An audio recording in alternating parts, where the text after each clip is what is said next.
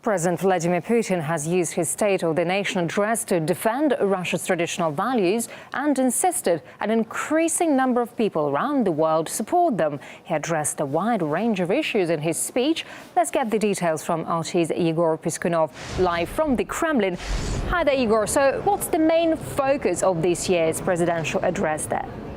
Well, first of all, the elite of Russian society has gathered at the Kremlin today, since traditionally these addresses are the perfect format to find out what the president and his team are planning for the next year, and even further than that. And while Vladimir Putin did touch upon quite a lot of issues, lots of domestic problems, he talked about healthcare, education, the need to develop the most brand new technologies, and the need to boost their demand as well inside the country, but talked about lots of international issues, of course, as well. According to Vladimir Putin, he currently sees that there's a demand, an international demand, to protect historic values. There's a crisis in that, according to the president right now, and he also specified that trying to protect historic values doesn't mean keeping society from moving forward, but it's really more about trying to prevent society from rolling back. Let's listen to what the president had to say.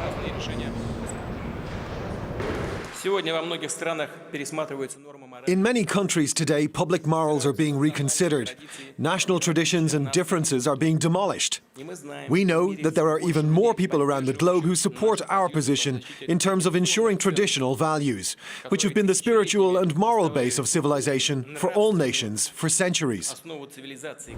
Diplomacy is another issue touched upon by the president in his address, and he did talk about recent diplomatic breakthroughs, the one with Syria, of course, the chemical weapons deal, and the most recent breakthrough around the Iranian nuclear program. Finally, an agreement was reached between Iran and the international community, and well, according to the Russian president, it seemed that the general message was that these should be examples, and this only proves that diplomacy is possible, and it's not about using force to try to resolve a problem. But Vladimir Putin also spoke about Russia's military strength and the current demand to actually increase the strength. Let's listen to what else he had to say. No country should harbor illusions of achieving military dominance over Russia. We will never let it happen.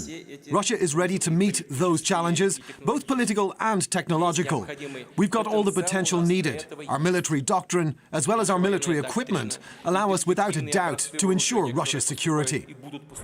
Another topic quite important for current Russian relations with the world, basically, is its relationship with Europe and with its former Soviet allies, now, of course, the Commonwealth of Independent States. According to the president, Moscow is not backing away from its Eurasian Union plans and the customs union plans, but it's also not looking at preventing its allies from looking to the West.